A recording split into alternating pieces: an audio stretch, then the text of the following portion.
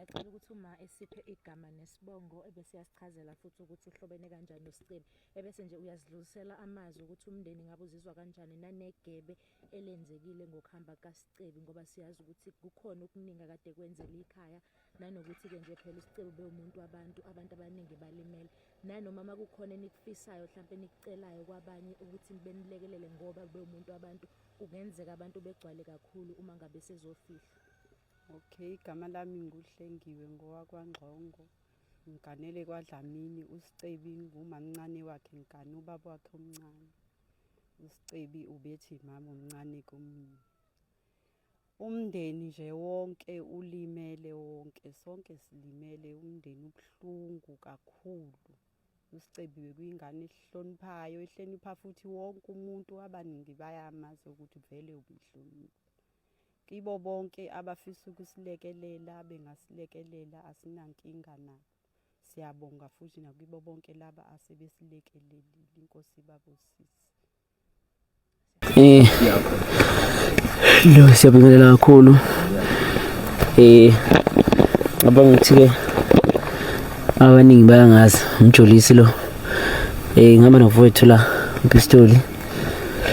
uZwide esinaye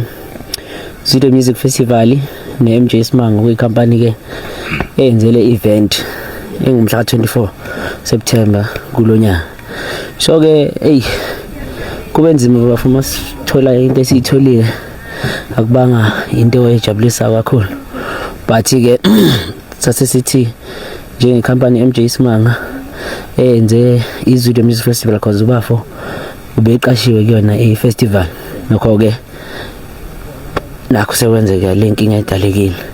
Sase sithi ke yebo njani, sase sithi ke njengoba sazi ukuthi akwenzekanga kahle kuyedwa,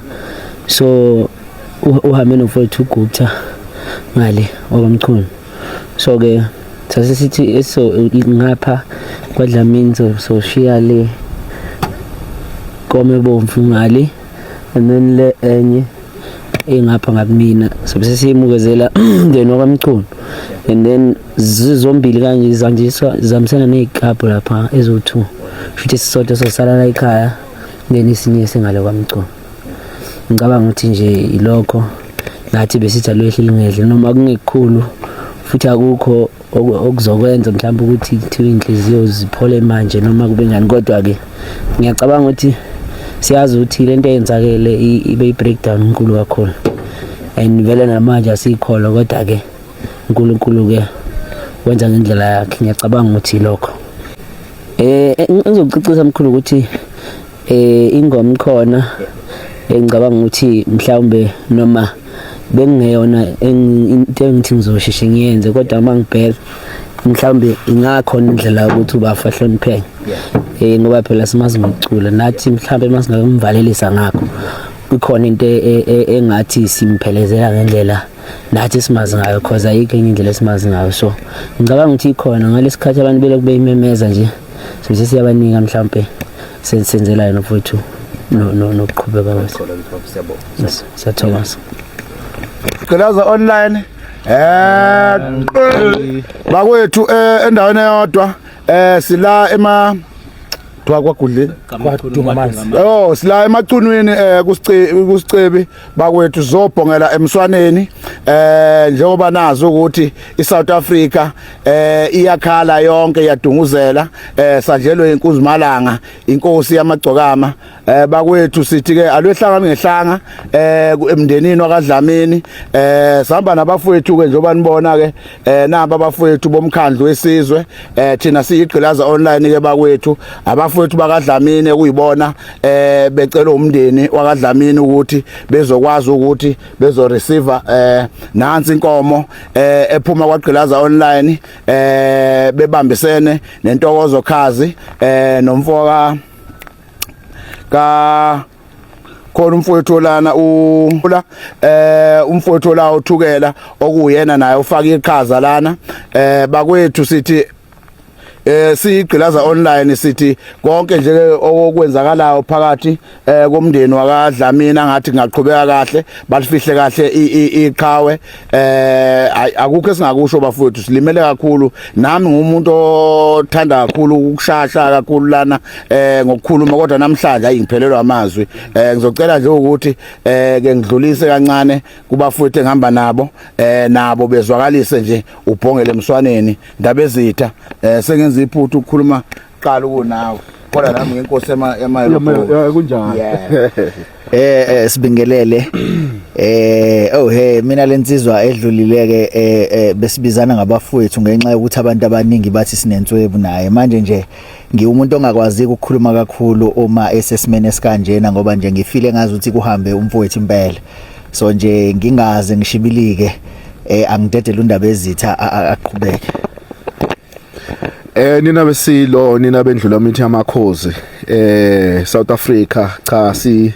khona nathi la ukuphelezela abafowethu okhabazela kwiGqilaza online njenganomkhwandwe wesizwe sithe asikwazi ukusala ngaphandle uma ngabe kunesimo esinjene esivelile ekhaya siyazi ukuthi ke siyiSouth Africa sisemanzini sonke emva kokuthi kudlulele insizwa yakithi uSicebo Mfokadlamini bengiqala mina ukubona izwe likhala lonke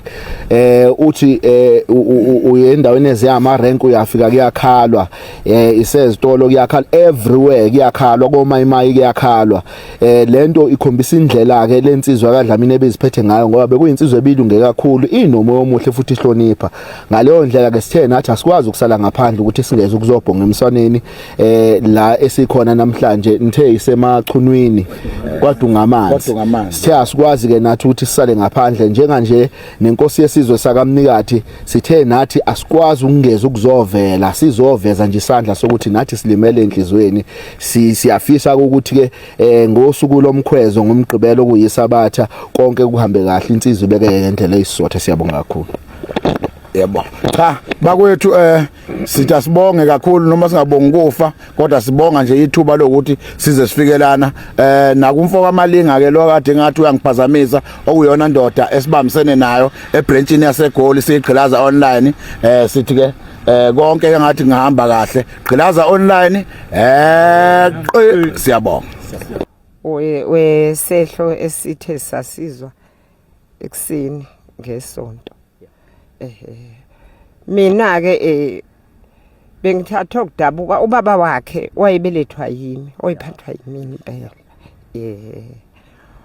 ungathi umntanami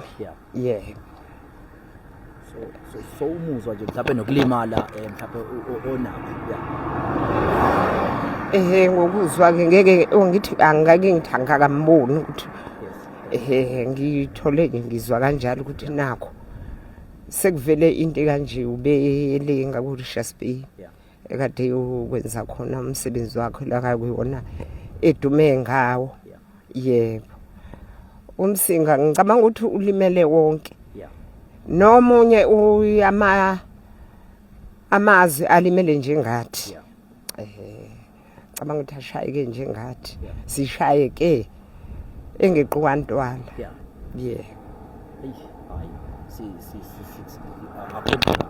hayi kubhlungu kakhulu siyabonga nje ke ngoba sitholile icuba. Sanibonani ninjani, welcome back to our YouTube channel. Ngane zakwethu sicela nibuka ama-adverts, please ni leave ama-comment, ni share, ni comment kumahala, please bukana ama-adverts ukuze sikwazi ukuthi siqhubeke sinilethele indaba sibe nogqozo lofuqufuqu singafana lo mfana wayo uhleka ngamazi uhlekani kodwa sekwazi nje ukuthi sijabule masinilethele ngoba ama-adverts chana ubo utunselana lo ntunsola le. But anyway, so we're still speaking about Nkosi yamagcokama uSicebo ongasekho emhlabeni oshile ngomhla kaAugust ngomhla ka9 August eNtatha ehamba yodlala lapha yakuMaskandi umcimbi wamaskandi obizwa ngokuthi Basake Festival. The new development sekezinibona ke angenile amazwe enduduzo and ke